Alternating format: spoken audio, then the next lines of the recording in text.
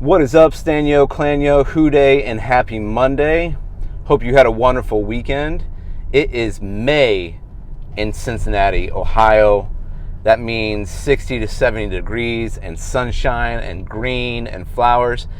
And nothing makes you appreciate May in Cincinnati like February in Cincinnati. So all those of you out here who watch from Florida, from California, wanting to get a hot Bengals take from a Cincinnati fan and resident. If you want to increase your gratitude in life, then move to Cincinnati and enjoy all four seasons. Enjoy all four seasons. And then when you get to May, you're very, very thankful. I got to go to Kings Island last night. We get to do all the fun things. I got my kids, I've got 5 kids. I got season passes for them for Christmas. First time we've ever done that. Last night I took my 11 and 9-year-old to Kings Island. They rode their first roller coaster. Well, I take that back. We went to Winterfest and we rode Flight of Fear. But we got there, we did Congo Falls. They went straight to Delirium and they're like, Delirium is amazing. Well, they're like, Congo Falls is amazing, which is just a little log ride. And then we went to the Racer. I had to initiate them on the Racer, a little bit of Kings Island history, and they were like, yeah! And we went from the Racer to Diamondback. Now, granted, my kids were 11 and 9. My 9-year-old made like the height limit by this much, and when I was their age, I was afraid of roller coasters. These guys didn't bat an eye. They were like, let's do it. I remember looking at the Beastie and being like, nah, not for me. And it took until high school, until a very, very pretty girl was like, hey, do you want to ride the Vortex with me? I was like, I don't want to, but yes, I will. And that's what finally got me going on roller coasters. But I'm still scared of these things. My 40-year-old old man self went riding on, there we go, we're back. Okay, let's talk, are we live? The ticker's not going. There we go. Okay, we're back. Let's talk Cincinnati Bengals draft. That's the content you're here for. I haven't done a Bengals video since I think after the Super Bowl. It's been a little bit. I've been consuming a lot of draft coverage, which I think might be one of the greatest wastes of any one person's life, is to follow and argue about mock drafts. I mean, like, what's the point? What is the point? You never know what the team's going to do. You never know what's going to happen in the draft. But the draft did actually happen, so we have some things to talk about now. And I've got 2 thoughts on the draft and on this team that if you're a Bengals fan or if you're not a Bengals fan, I think are important to consider. I think overall, when you watch the draft, if you're being honest with yourself, you're kind of like, meh. You weren't super excited about it, right? And then you watch the Ravens take, I forget the name, the first safety they took, the kid from Notre Dame. Then they got Linderbaum. Then Karlaftis went right in front of us. And we're like, dang it. And we get Dax Hill first round. Okay, we'll talk about that. And then we go just defense. First 3 rounds. Take a guard in the 4th round that felt like a reach. Did 2 trade-ups, highly uncharacteristic for the Bengals. But ended up with 5 defensive players, 1 offensive guard, no skill positions, no tight end, no wide receiver. And you're kind of like, I don't know. And you watch the Ravens draft, and they get like every player you wanted in the mock draft. And they have like 10,000 4th-round picks. But here's what I want to talk about. Here's the 2 things that I think are important about this draft. That and let me say this, I'm gonna open with this, I'm gonna close with this. Bengals fans, we have Joe Burrow. Okay? And I know we want to get good in the draft, and we're like, oh, what's gonna happen with Jesse Bates and Von Bell, and what are they doing? Why don't we have another guy? Look, we have Joe Burrow. We went to the Super Bowl last year. So we went heavy defense, and I think part of it was just like kind of how the draft fell to them. But let me talk about two things in particular. Number one is Lou Anarumo and the flexibility Lou Anarumo's greatest strength is what I want to talk about. And the second thing I want to talk about is the type of character that the Bengals continue to draft and build this team around. And I think it could be good. I think we could start to be hitting a tipping point. I want to talk about that where it might be bad. Okay? So here are my thoughts. Okay. Bengals defense. We take, let's see here. We basically take 4 versatile guys, right? Dax Hill, who is like, that's what he's known for, is being safety, slot corner, Mr. Utility tool guy. I love the athleticism. I love that we drafted athleticism. Then you got Cam Taylor-Britt, who, similar, but more of an outside corner, but apparently can do different things. He's maybe the least versatile of all of them. Then you get the kid Carter from Florida, who can bounce inside or 3-tech, 5-tech, and I still don't fully understand what that means. You guys who are smart about football can tell me what that means. But an interior defensive lineman, a lot of people say he was a reach, but he can do multiple things. And then we took the other safety, right, from, I forget where he was from. Was it Coastal Carolina, that kid? Or maybe that was the later guys. But the other safety who's like a special teamer, Mr. Leadership, Mr. Team Captain, and another safety he's kind of like a split safety, as I understand it. So I want to talk about this. I want to talk about Lou Anarumo. And I want to talk about why we made it to the Super Bowl, in my opinion. It wasn't our offense. Even though Joe Burrow is freaking amazing and he worked with what he had, it wasn't our offense that won us those first 3 games with Oakland, Tennessee, and KC. It was our defense. And it was our versatility of our defense. Oakland was their tight end, right? And kind of a decent threat with Carr and their passing game. And that they were like, we were kind of in control that whole game. So that was kind of like you could beat them with anyone almost. We just had to break the curse of the 30 years. Then you had Tennessee, Derrick Henry, power football team, right? Derrick Henry running it down your throat. You've got to be able to have a defense that can stop Derrick Henry. All right, my internet's going in and out again. All right, we're back, I think. So then you got to beat Derrick Henry, and then you got to beat Patrick Mahomes.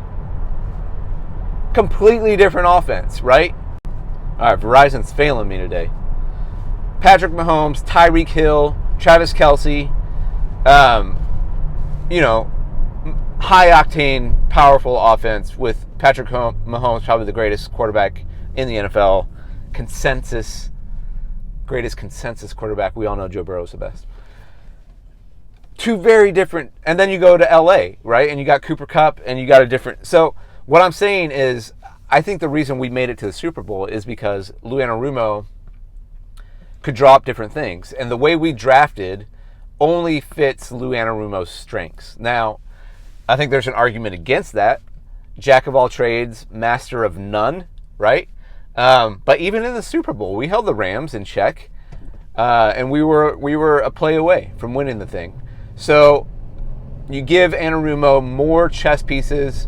When you got multiple guys who can blitz, you got guys who can tackle, you got guys who are versatile. My biggest fear, I think, is we didn't get that really solid 3-tech. And so if DJ Reader goes down, I think we're in trouble. Our interior defensive line, I think, is still our weakest spot. We'll see if we can get Ogunjobi back. Would be nice if we spend a little money there and just give a little bit more depth there. But quick side note I want to say about drafting 2 safeties and what that means for Jesse Bates and Von Bell. I was just thinking about this over the weekend. Negotiating with Mike Brown and the Brown family, you don't want to find yourself in that position, right? Like, they're honest, and they're just not going to budge. They're just really good negotiators when it comes to holding their ground. And so they didn't get the deal done, and there was talk about getting the deal done before the season starts and extending Bates, and then all of a sudden, boom, safety, boom, safety. And if you're Jesse Bates, where's your leverage now? You basically got to play out the year again knowing that your replacement just got drafted, and try to go win a ring and try to go hit the market again. I'm just saying, the Brown family, when it comes to negotiating, don't mess with them. Like they hold their ground. They hold their ground, and then they squeeze you. So you may or may not like it, but I mean, I respect it. I respect it. All right, second point I want to make, besides bolstering Lou Anarumo's strength as a defensive coordinator with these versatile guys, is the type of guy they keep drafting. The leader, the guy who just loves the ball, right? He loves the process. He loves to play football. The team captain type. Now, I think that there's a slight nuance between the guy they're going after in this regime versus the Marvin Lewis regime. And with Marvin, they were so bad, and then they drafted talent, and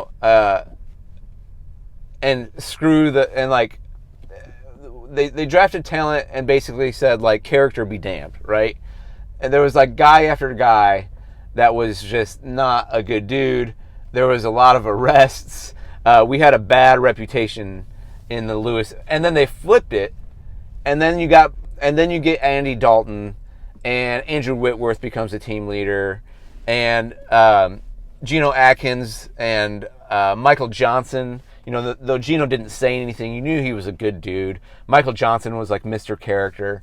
And those guys they kept around because they had to kind of fix their image nationally, right? Because they were just known as a bunch of like thugs, basically.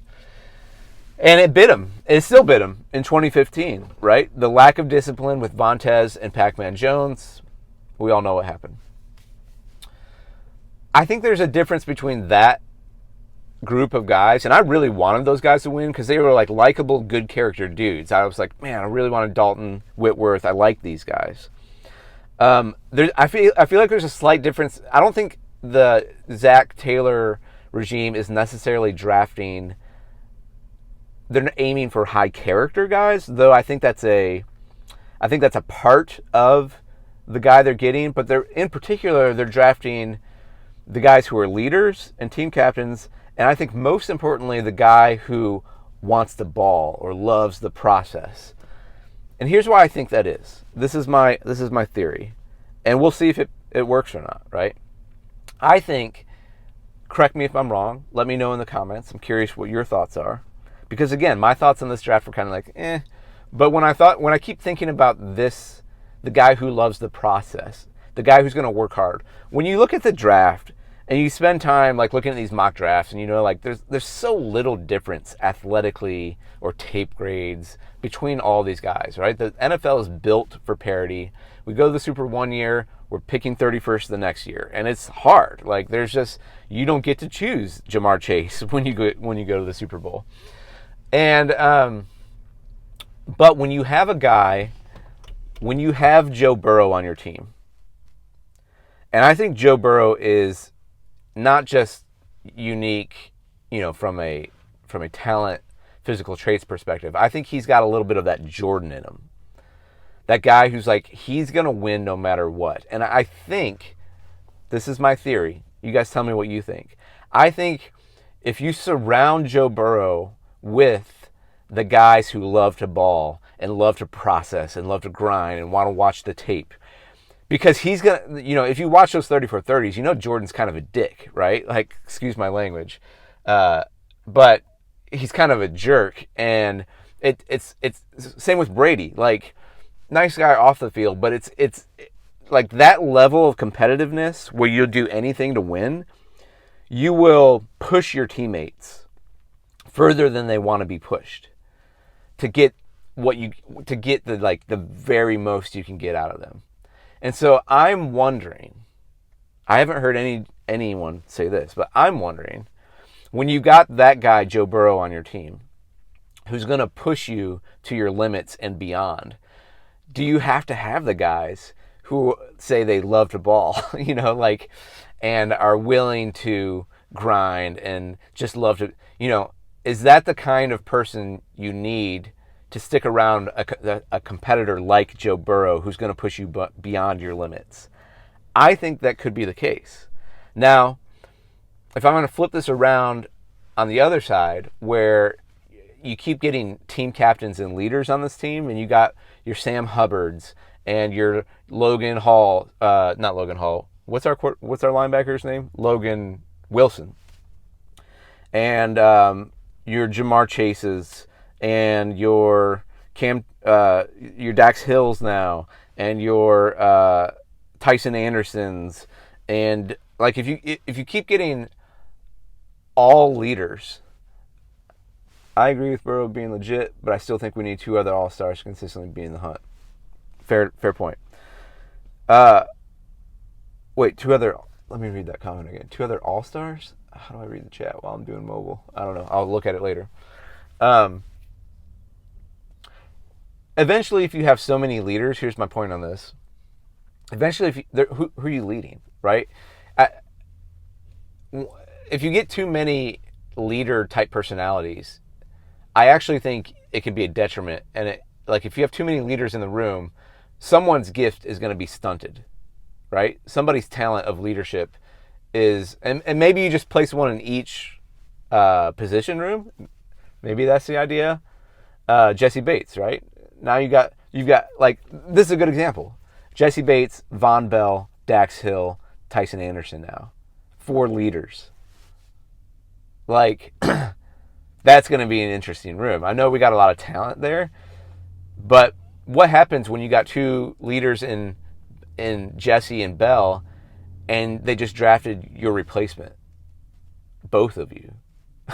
How much are you going to lead? It's an interesting question. It'll be fun to watch that, I think. So, all right, those are my thoughts. I got to go sell some houses, help you guys. But let me know your thoughts on the draft. Leave comments below. I'm excited that the draft is over and I don't have to listen to mock draft. I'm way too addicted to this stuff. I've got to pull back. But it's fun. It's like entertainment, right? It's fun stuff. Okay, have a great week, guys, and hoo day.